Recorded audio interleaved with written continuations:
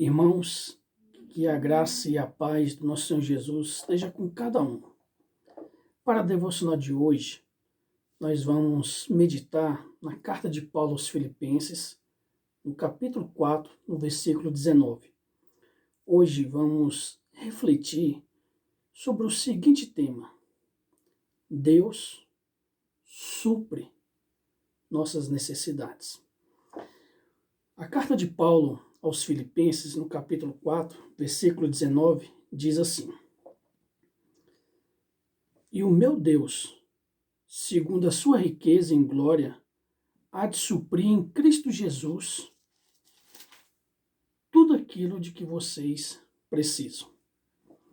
Irmãos, o crente vive das promessas de Deus.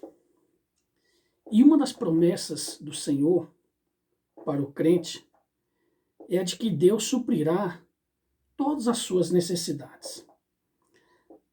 E é pela providência de Deus que nós entendemos e experimentamos, vivenciamos o cumprimento dessa promessa. Precisamos crer, ainda que o suprimento não tenha chegado.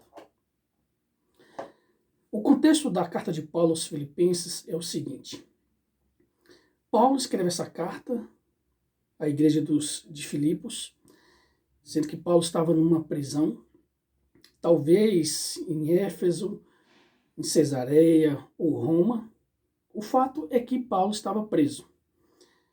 E ele tinha vários propósitos em mente. Nós podemos observar que ele queria expressar alegria nessa carta, mas também expressar preocupação pelo modo como Deus estava levando adiante a sua obra de salvação entre os filipenses. Então isso trazia muita alegria para o apóstolo, mas também trazia certa preocupação por conta dos filipenses estarem enfrentando perseguição. E vamos ver que os filipenses também estavam enfrentando opressões de falsos ensinamentos, conflitos também dentro da igreja. Então eram questões externas, mas também questões internas. Basicamente, a ideia central da carta de Paulo aos Filipenses é de que, apesar das circunstâncias, apesar da prisão de Paulo, ele escreve uma carta cheia de alegria, mostrando que a alegria independe das circunstâncias, do local onde se está, do que se passa. A alegria de Paulo é Cristo.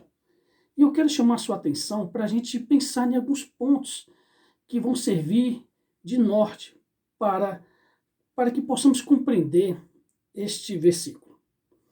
O primeiro ponto apresenta um fato. O fato é que temos necessidades. O texto diz assim: E o meu Deus, segundo a sua riqueza em glória, há de suprir em Cristo Jesus tudo aquilo de que vocês precisam. O significado aqui é que se refere tanto às necessidades espirituais como às materiais. O que Paulo aqui está fazendo é abranger todas as necessidades. Como eu disse, todas as necessidades materiais dos filipenses, que provavelmente essas necessidades surgiram porque elas tinham sido exauridas em certo ponto, porque estavam sendo generosos com as ofertas missionárias. Vocês vão observar aqui, enquanto tem gente que quer se enriquecer às custas dessas ofertas, aqui os filipenses estavam tendo as suas posses, vamos dizer, seus bens materiais exauridos por conta desse desejo, desse alto grau de contribuir para a obra de Deus. É um belo exemplo para nós que vivemos numa geração tão materialista, gananciosa, abrir mão de coisas materiais para ajudar no sustento da obra missionária, como os filipenses fizeram em relação ao apóstolo Paulo. E aí, nós vamos ver que aqui se refere às necessidades individuais e também às mais diversas. Podemos ver, por exemplo, que nós somos pessoas carentes e necessitadas, somos dependentes de Deus para tudo na vida, tanto questão material como espiritual. Nós vamos ver que o sopro da vida, o oxigênio, a, a, a capacidade de nos movimentar, as necessidades vitais, todos temos necessidades de sobrevivência, de sustento, de preservação. Então, este é o fato. Todos temos carências físicas, afetivas, espirituais. O ser humano é um ser necessitado e só Deus pode suprir.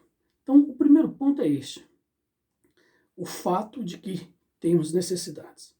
Agora, o segundo ponto já mostra uma certeza de que Deus cuidará para que tenhamos tudo de que precisamos. Paulo, ele diz assim no versículo: e o meu Deus, segundo a sua riqueza em glória, há de suprir em Cristo tudo de que vocês precisam. Olha o que Paulo diz. No ponto anterior, a gente se referiu a essa parte que Paulo diz, tudo aquilo de que vocês precisam. Aqui mostra esse fato. Temos necessidades. Mas agora mostra uma certeza. Paulo diz assim, o meu Deus, segundo a sua riqueza, em glória há de suprir. Ele tem uma convicção. Paulo, ele fala, e o meu Deus, por que ele diz isso? E como eu mencionei anteriormente, possivelmente os filipenses empobreceram, como diz lá em 2 Coríntios 8:2, por conta desse desejo. Nós vamos ver que essa igreja não é uma igreja rica, mas era uma igreja comprometida com a tarefa missionária, que tinha prazer, que até renovou a contribuição para o sustento do apóstolo Paulo. Porque era uma igreja que entendia que é Deus quem supra as nossas necessidades. Nós dependemos dele. E aí Paulo fala riqueza em glória, porque está dizendo assim, uma riqueza gloriosa. Não é uma riqueza apagada, momentânea, passageira. E ele ainda diz suprir. Ele vai suprir as necessidades. Paulo diz assim, ó, vocês estão me ajudando e eu sei que Deus vai suprir. Ele diz isso com convicção. Porque quando ele fala que suprir, o sentido, irmãos, é ter em abundância. Esse é o sentido dessa palavra de Paulo. Ele está dizendo assim, ó, Deus vai dar em abundância para vocês. Ele está dizendo assim, que Deus vai dar um aumento aos filipenses proporcionalmente aos recursos infinitos e não apenas uma pequena porção de riquezas. Paulo está falando de abundância e ele fala com convicção. Qualquer que seja a necessidade que os irmãos tenham, Paulo está dizendo assim, Deus suprirá e trará satisfação. A palavra de hoje é uma palavra para trazer a vocês a convicção de que Deus supre nossas necessidades. Mas nós precisamos ir para o terceiro ponto. O primeiro mostra um fato de que todos temos necessidades. O segundo mostra uma certeza de que Deus cuidará para que tenhamos tudo de que precisamos. E em abundância, segundo a riqueza gloriosa dele. E o terceiro ponto mostra o mediador desse suprimento, que é Jesus.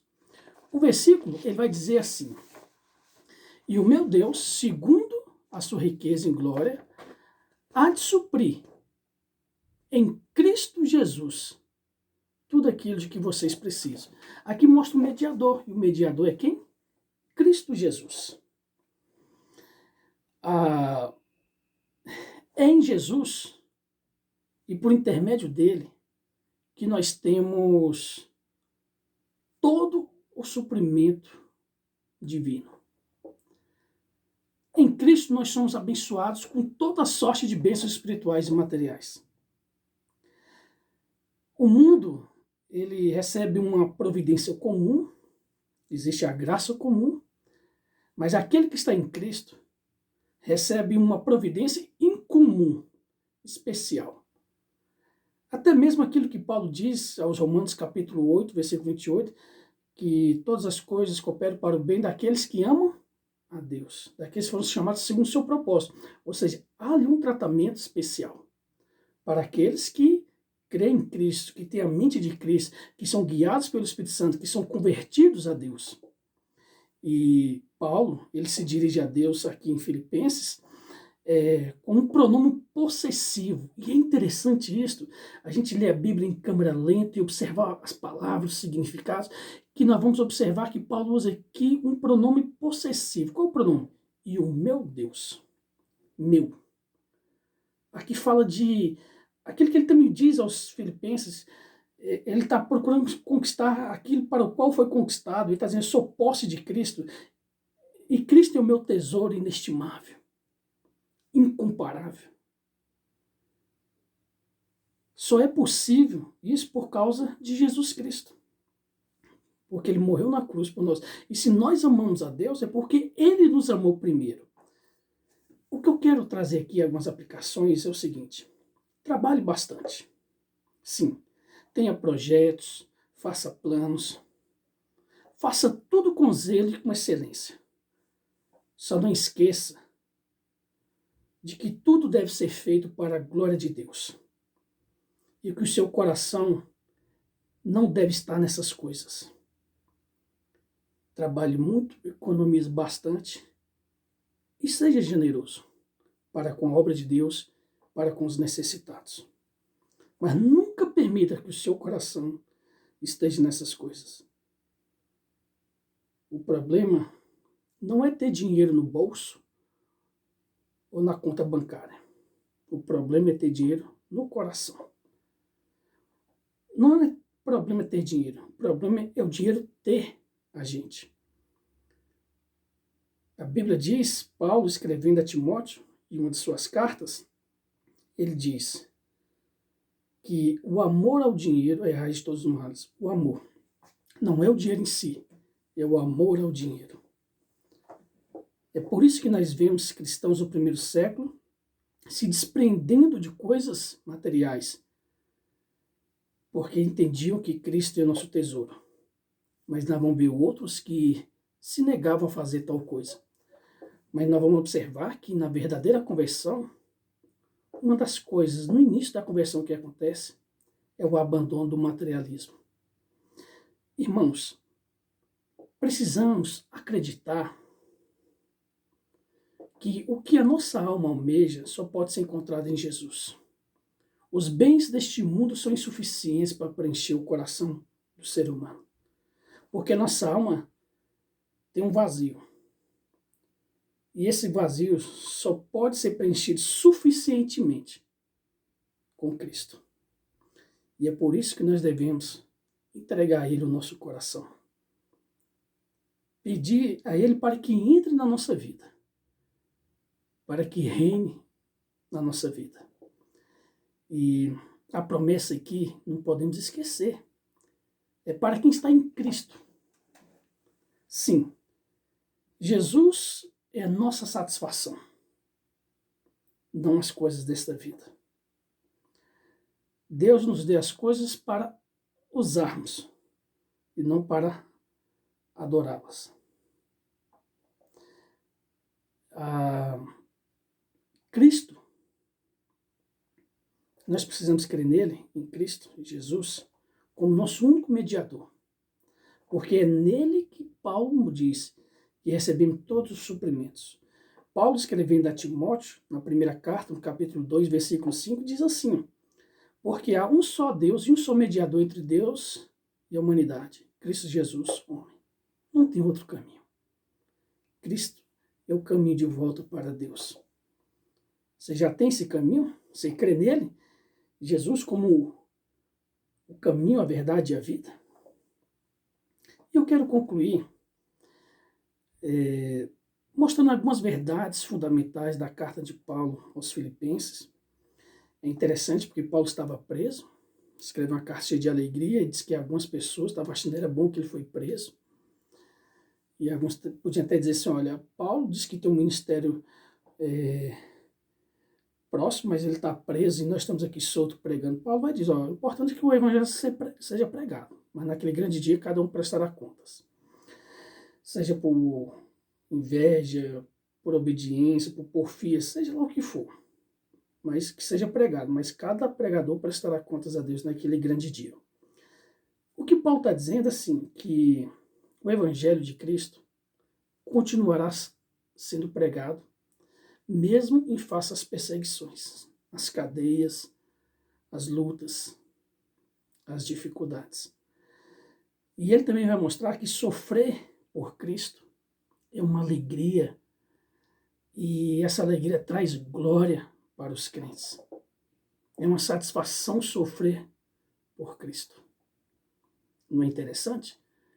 Num tempo em que nós vivemos, em que a felicidade é idolatrada, Paulo vai dizer que a verdadeira alegria consiste em até mesmo sofrer por causa de Cristo.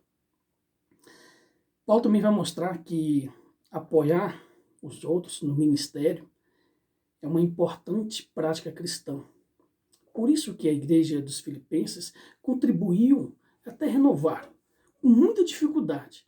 Paulo usa até uma expressão desse renovo, é um termo da fruticultura, de renovar, reforçar, renascer o compromisso com a igreja. Fez isso com o apóstolo Paulo.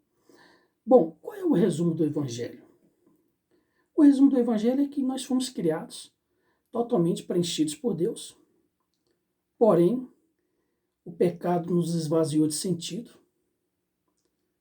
e nada podemos fazer para preencher a nossa vida, mas Deus trouxe a solução, que é Cristo Jesus, e o que devemos fazer tão somente é crer em Jesus, é confiar nele como nosso único e suficiente Salvador, é irmos em direção a ele, em arrependimento, por causa dos nossos pecados, chorar aos pés da cruz e receber o perdão de Deus e encontrar o verdadeiro sentido para a vida. Então, você deve estar perguntando: o que devo fazer para viver a partir de agora pela fé em Jesus? Primeiro, apesar de tudo, confie totalmente em Deus. É como eu disse lá no início, que creia, ainda que o suprimento não tenha chegado. Creia que Jesus trará. E o sofrimento, ele acaba com o nosso excesso de confiança. Nós estamos diante da pandemia que assola o mundo, e esse sofrimento acaba com todo o nosso excesso de confiança, em que idolatrávamos a política, a economia e até mesmo a ciência. E aí, de repente, somos assolados, porque o sofrimento acaba com o nosso excesso de confiança. Nós devemos confiar no Senhor. Ou como diz o salmista, não confiamos em carros e cavalos, ou no sentido de exércitos, armas. Nossa confiança está no Senhor. Essa é a primeira. Para você viver agora pela fé em Cristo. Apesar de tudo, confie totalmente em Deus. E segundo, tenha um coração cheio de alegria. Porque até mesmo um exército pessimista está fadado ao fracasso. Um país pessimista está fadado ao fracasso. Uma igreja, uma família, o ser humano em si. Tenha um coração cheio de alegria. O amor infinito de Deus é o que permite que ainda estejamos vivos. Esses versículos que eu vou mencionar agora são versículos de agradecimento que nos lembram das necessidades que temos de sermos sempre gratos a Deus todos os dias, por tudo que Ele fez e por tudo que Ele faz por nós. Eu quero encerrar lendo Salmo 92, os versículos 1 e 2. Bom é render graças ao Senhor e cantar louvores ao teu nome, ó Altíssimo. Anunciar de manhã a tua misericórdia e durante as noites a tua fidelidade. Que o Senhor nos abençoe. Que o nosso coração esteja muito mais do que firme na providência de Deus. Que seja mais profundo que o nosso coração esteja firme no Deus da providência. Muito mais do que almejar as bênçãos de Deus, é almejar o Deus das bênçãos. Se nos jogarmos na fornalha, não nos preocuparemos, pois Deus pode nos salvar, nos impedir, pode nos salvar lá dentro, ou podemos ser queimados. O importante é que na vida e na morte, o nome do Senhor seja glorificado através de nós. Oremos. Pai, às vezes nos preocupamos tanto com aquilo que não temos e acabamos esquecendo de agradecer aquilo que o Senhor já nos deu. Até mesmo, Deus, se nós temos o Senhor como nosso pastor, aquilo que não temos, não precisamos. Ensina-nos, ó Pai, a termos um coração grato e satisfeito. Um coração simples, uma vida singela, sem ostentação, sem essa ambição, essa ganância, materialismo que o mundo tanto propaga. Que o nosso coração esteja firme em Cristo, sabendo que dele vem a nossa providência, que dele somos supridos material e espiritualmente. Senhor, toma o nosso coração, para que descanse em Ti e que não se desespere diante das lutas, das dificuldades.